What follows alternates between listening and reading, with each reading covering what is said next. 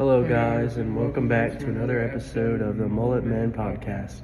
In today's episode, we will be discussing Pierce Brown's novel, Red Rising. Braden, would you mind kicking us off with our first topic and a little bit of background information? I would love to. Today's first topic of discussion is going to be Life as a Red. As soon as the novel starts, the struggle of Red survival is prominent. Darrow, the protagonist of the novel, is born a Red at the bottom of society's totem pole.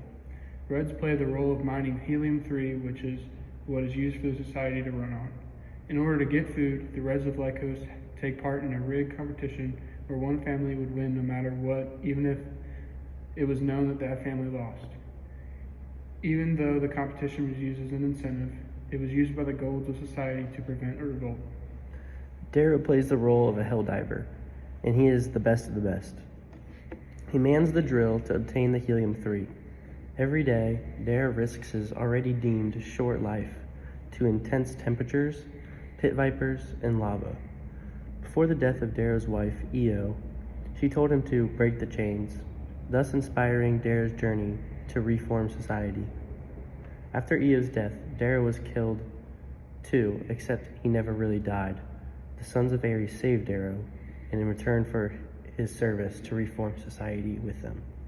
You know, I was never a true fan of Harmony from the start. She seemed to be a she-devil, low-key. I couldn't even imagine what it would feel like, though, through Darrow's perspective, once he reached the surface of Mars. His whole world got flipped upside down, especially when he saw the guy in grav boots. Okay, but you gotta admit, it would be pretty cool to have grav boots. If they were real, I definitely would get a pair. Honestly, same. You would catch me doing backflips in my backyard. The only thing you flip is pancakes. Hey. Now, back on track. I can just imagine the expression on Darrow's face when Dancer showed him society, and he told him that for the past 200 years, Reds have been working in the mines with no clue what's going on above the surface in society. Instead of being invited to the surface as they were told that they would be, they were being used as slaves to the upper colors. One of the things Dancer tells Darrow that hit home for me was, "Now you understand," Dancer says. "We are decided. Beyond the glass sprawls a city." This was a moment that Darrow realized that his life was a lie. While he was risking his life, society was above the surface, living lavishly. Yes, I really liked that one too. It was a good transition to our next topic as well. Darrow's carving and possibly of doing the same thing in real life. Braden, what is the actual likelihood of becoming superhuman or an iron gold just as Darrow had become? Well, I read this article written by a man named Kevin Warwick of Covering University. His article was called Superhuman Advancements via Implants Beyond the Human Mind. Warwick stated that it is possible to directly control from the brain signals alone. Remote technology with real-time feedback, also possible. It was also shown how senses could be enhanced as well. Warwick also mentioned the possibility of telepathy and how people's brains could be attached to computers and people could communicate through their minds. Wait. Didn't it just say you could change your eye color or increase your bone density in that article? That's the exact one. I think that would be so cool. If you could be carved, do you think you would do it? Or if you could change one thing, what would you choose? Oh, I would probably choose telepathy, communication. That would be cool. I would ask my friends for all the answers on my tests. You would do that. I think it would be cool to have enhanced sight or maybe even hearing. Both have so many real-world application that it kind of just makes sense. Although if I had insane bone density, I could be like Spider-Man and jump off buildings and be totally fine. I didn't even think of that, but now that I think of it, I remember what it said in the book. Darrow was in excruciating pain during his procedure. I might not want all that. Yeah, I guess that's true. I guess I agree. All that pain might not be worth it in the end. But I do think Darrow's carving is something that should be mentioned. I mean, without it, Darrow would be still a small red and not a massive gold. That's true. My boy Mickey Mouse Clubhouse really clutched up and made Darrow an absolute unit of gold. It is just amazing how Darrow went from the small red to a massive, over 7 foot tall iron gold. Trust me, I feel the same way. That it's just insane. And not only that, but he was given a ton of muscle as well. And his eyes as well. Do you remember what Darrow said after Mickey gave him an eye transplant? Yes, I think it was somewhere like around page 89, and it was, when they take my eyes and give me ones of gold, I feel dead inside. It's not mine. None of this is mine. My skin is too soft. I don't know my body without scars. It also says Darrow has better vision and can see things he couldn't see before, such as enhanced colors and better sight in general. And there were a few references to Darrow being the closest thing to an iron gold. The real question is, if there were many of these iron golds, where are they, and what made them disappear? I don't know, man. All I know is I would not want to meet them or what made them disappear. Me neither, but it does make sense. Darrow went through rigorous training with Harmony. Darrow went from getting his butt kicked to beating Harmony so bad it wasn't even close. I almost feel bad for her. I do think that Darrow's training played a vital role in his success at the towards the end of the book. And during his training, they used different gravity in their settings to help Darrow become naturally stronger and become more comfortable in his body. And I mean, as a hell diver, was naturally gifted and has fast and strong hands and fast reflexes. So I think his new body definitely took a role in his sudden success and Darrow's success in the game with Harmony. Mario, as we move on to our next topic, can you think you can talk about Darrow's life as a gold? yeah, of course. Personally, in the start of Darrow's gold life, I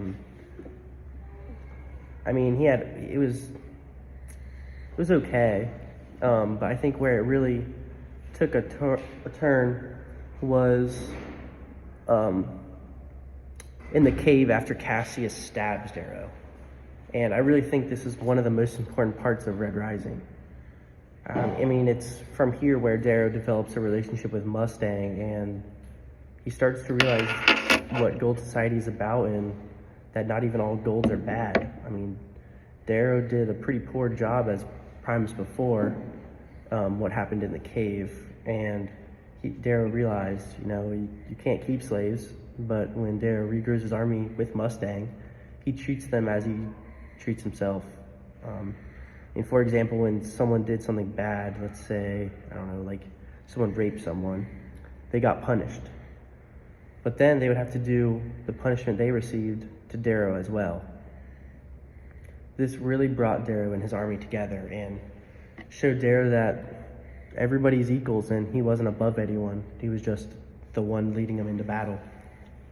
That was a great way to put it, Mario. I do think that one of the main reasons that Darrow, his army, was so successful was due to the fact that Darrow made them all equals. I remember a specific part in the book where that happens, and Darrow gets a punishment as well. It was with Tactus. Tactus gets punished, and Darrow makes Tactus whip him as well. And when Tactus whipped him not very hard, Darrow made him do it harder. But don't forget, Mustang was also there and played a major role in Darrow's success. She was there with him the whole time. Yeah, I think I do remember that Tactus part. When Darrow tells him to whip himself, like when Darrow tells Tactus to whip Darrow, I remember Tactus was very hesitant and Darrow made him do it. But yeah, then good old Mustang, I mean, you can't forget about her. I truly think she didn't give enough credit or even get enough credit for all she did. I mean, her and Darrow were practically co-leaders. And I'm honestly surprised that Mustang didn't take more credit. Like I said, I mean, if it wasn't for her, Darrow wouldn't even be alive. After what Cassius did, she nursed him back to health and cared for him. Yes, that's true. She should have taken more credit, but I think she was more comfortable being Darrow's right-hand man. Now, Darrow says he doesn't have two hearts to give, meaning he can't love Mustang because he doesn't want to betray Io. Do you think that Darrow and Mustang will blossom into something greater? I mean, it depends on what the future holds. I mean, but I think it will. I think that Mustang and Darrow complement each other really well. I don't think Darrow knows it yet, but I think he is in love with Mustang. I think over time their relationship will develop and he'll love Mustang, maybe not as much as Io, or You know, he was really young when he loved Io, so he might love Mustang even more. And they have been through too much to not end up with each other, I think. That is a good point. How do you feel about how young they were when Io and Darrow got married? I mean, I guess for Red society, they get married. The girls get married at like 14 years old or 12 years old or something, which to relate to life, like real life, is just insane. And they're having kids at like 14. That's like very rare. But I guess for the circumstances they hold, I guess it makes sense. Yeah, them being almost like, for us compared to them, we would be freshmen, like, getting married. Kind of seems a little crazy to think about. Yeah, I don't think I'd have any interest in that at all. Yeah, I don't know how we would be able to balance the school life with the kids and everything. So, I totally agree with that. Our next topic is about the colors and their relation to social corruption. Mario, would you start us off with some opening details? Yeah, of course. I mean, one thing that didn't particularly sit well with me was the amount of corruption that went on in the Institute. I mean, it wasn't really fair how Augustus tried to blackmail the proctors or give his son, the Jackal, any extra, tools to help. I mean, Darrow had that little reaper stick, and the Jackal had razors, which are just big, kind of like lightsabers or something. So I don't think that was really fair at all. Yeah, I agree. Especially when the Proctors had the Carvers make these like ginormous bears to kill Darrow, and they even tried to kill him himself. That was just unbelievable. Yeah, the Proctors gave the best weapons and armor to the Jackal's house, while Darrow's house didn't even get the bounties that were like necessities. Like House Mars was starving, and it just doesn't make any sense. Yeah, totally unfair. But Mario, what would be so important that someone would risk corruption of your whole society in order to get? Well, Braden, I mean, I guess the power of the entire planet. I mean, whoever exits the Institute as the best student has the greatest chance to rise highest in the ranks. So, I mean, for Arch-Governor Augustus to want his son to win, I mean, I guess that makes sense. And then there's that Augustus-Bologna family feud. So if Arch-Governor Augustus' son gets to keep power, then Augustus he's like one more step ahead of the Bologna family. So, I mean, I guess it makes sense. Well, that does seem pretty important, but I'm not so sure it's worth all that risk when it comes with it. At least Fitchner warns Darrow with this quote: "Unfortunately, you're just not allowed to win, and you are gaining too much momentum. That doesn't make any lick of sense. It corrupts the entire thing. The best of gold is supposed to rise, yet they have already chosen a winner." Can't believe that they would just already choose a winner like that. They don't know if there's anyone else out there. Like, for all they know, there could be a kid that really, really deserves it and is way better than the Jackal. And the Jackal could grow up and eventually run their society into the ground. So it kind of seems like a lot to bet on this one kid when they don't even know him yet. Yeah, I mean, that tells you, and through that quote, I mean, it says, when Fitchner says you were gaining too much momentum, like, like you said, Darrow's that kid that deserves to win. And I mean, the fact that, he has a red mind, he deserves to win even more. I mean, he's showing that the lowest of the low can beat the highest of the high. Anyways, on the society as a whole, did you notice how bad you were treated, like if you weren't a gold or anything? Yes, I did. It didn't give the colors opportunities to grow. Like, if you were born a red, your potential was set. If you were born a gold, you were a king, even if you didn't deserve to be. Yeah, I guess none of the other colors were really treated the same due to that social, color pyramid.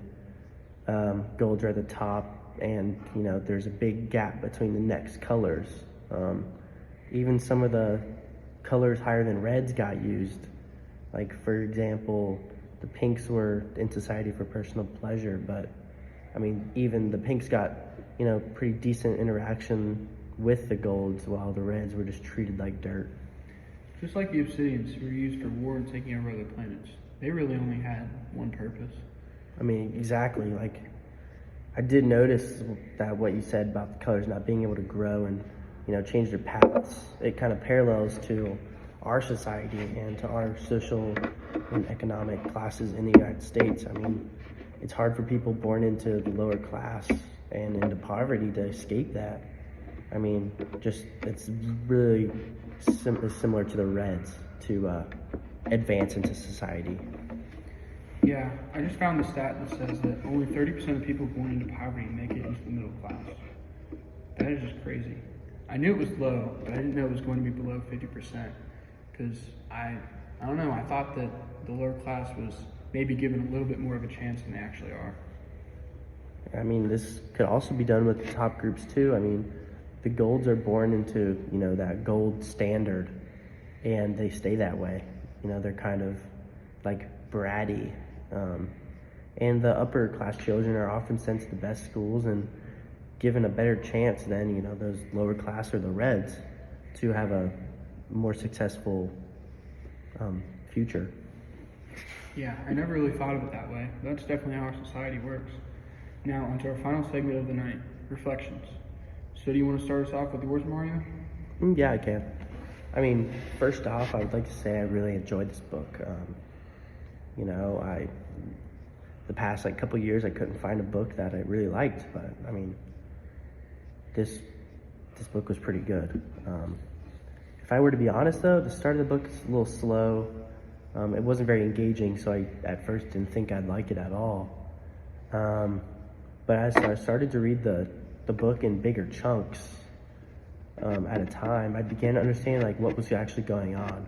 And I really am glad I decided to stick with the book and just didn't give up on it. I've read the whole second book, and I'm halfway through the third. And Darrow's journey is really inspiring in terms of perseverance. Overall, I'd probably give this book a solid 9.29 out of 10. That's just a weird number. I don't know. I mean, you can't give anything a 10 because there's always something that will be better. And the 2.9 just seemed fitting. Interesting. What a good reflection. I'm not sure I can top that one, but here we go. First thing, I would like to agree with one of the things you said. The part about how the beginning started slow, I did feel that way too. It wasn't until where Darrow died and then came back alive on the other side in the Sunsberries that I really started to enjoy the book. Just Darrow in the pit, hell diving. I don't know, that didn't really resonate with me very well. But the book was good. I really liked it. Red Rising was one of the first books that I started to read and that I didn't want to put down. I grew a connection with the characters in the book and felt emotions for them when their lives were in danger. I felt betrayed when Darrow thought that Mustang had betrayed him. That was really hard because I did not want to put the book down. I continued to read until I found out. I would give this book a solid 9.5, only because my boy Bax died. True. Which is sad to me. True. Well, that's all the time we have for this week, guys.